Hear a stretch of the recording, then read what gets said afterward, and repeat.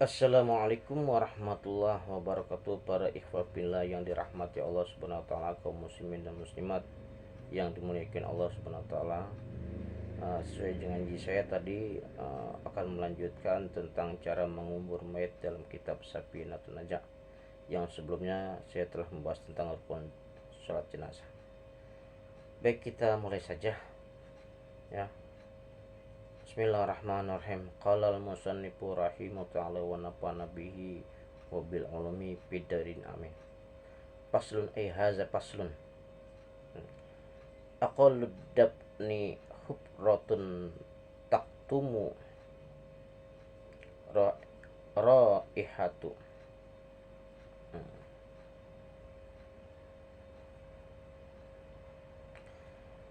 Paling sederhana ya kan.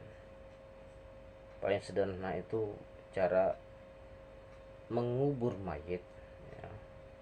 Cara mengubur itu hufratun taktumu, jadi cukup lubangnya itu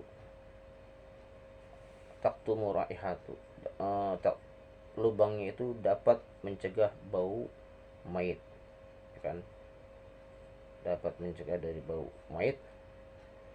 Jadi bikin lubang kuburan itu ya kan, jangan sampai tercium bau si mayit yang sudah lama gitu, atau sudah membusuk misalkan gitu. Jadi lubangnya itu harus cukup lah ya, jangan sampai keendus hidung gitu kan, bau daripada bau si mayit tersebut gitu kan. Kemudian watahrusuhu minas sabai, dan dapat melindunginya dari binatang buas ya, dari serbuan binatang buas. Jangan sampai nanti bikin lubangnya cetek, udah cetek, bau mayit, kemudian juga gampang dikorek-korek sama binatang buas seperti singa, harimau dan sebagainya misalkan gitu kan. Kan kalau udah gampang dikorek-korek, orang kecium bau busuk misalkan mayit itu, itu jadi bahan makanan buat si hewan-hewan buas ya. Selanjutnya apa? Waqmaluhu qamatun, yang paling sempurna itu dalamnya siapa? Dalamnya seukuran manusia dewasa berdiri.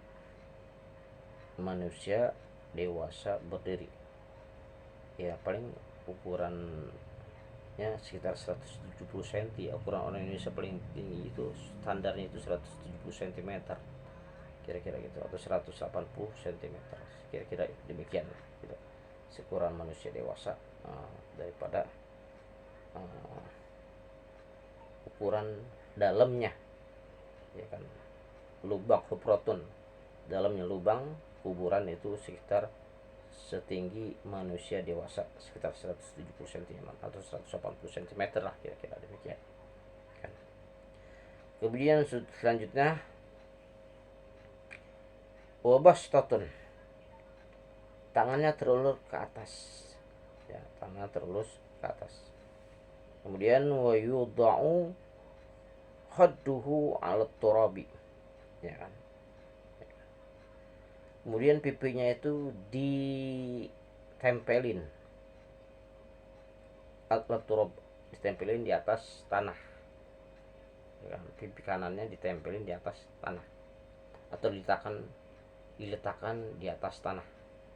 Jadi pipinya itu harus tempel di atas tanah, alat turab di atas tanah. Dia menghadap kiblat.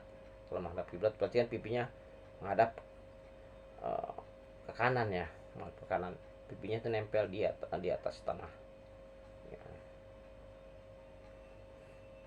Kemudian wajibu taujihuhu ilal qiblati, kemudian wajahnya ini tuh harus dihadapkan ke kiblat.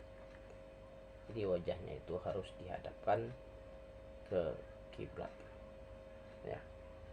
Jadi di sini menurut kitab ini ya kan, menurut Syekh Salim bin Semir gitu kan, cara mengumur mayat itu lubangnya itu bisa mencegah bau mayit kan, dan melindungi dari binatang buas atau serbuan binatang buas atau makanan, buat makanan lah binatang buas. Jangan sampai ketika gali cetek, ya kan, galinya cetek, dangkal maksudnya gitu kan, dangkal, sehingga terjadi bau busuk si mayat yang akhirnya memancing para binatang buas untuk mencari baunya itu, ya kan. Kalau cetek bisa dikorek-korek tuh nanti sama binatang buas buat pakan dia, buat makanan dia. Ya, tingginya itu tingginya itu paling tidak setinggi manusia dewasa, ya sekitar orang Indonesia kurang 170 cm atau 180 cm, ya kan. Tangannya terulur ke atas, kemudian sini pipinya harus nempel di tanah, pipinya harus diletakkan di tanah, di wajahnya itu kemudian dihadapkan ke kiblat, wajahnya dihadapkan ke kiblat, kemudian pipinya harus ditempelin di tanah, gitu. Demikianlah kira-kira ya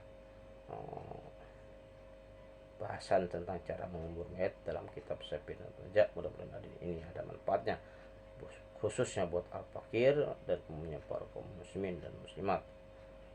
Kiranya demikian. Akhirul kalam billahi taufiq wal hidayah. Assalamualaikum warahmatullahi wabarakatuh.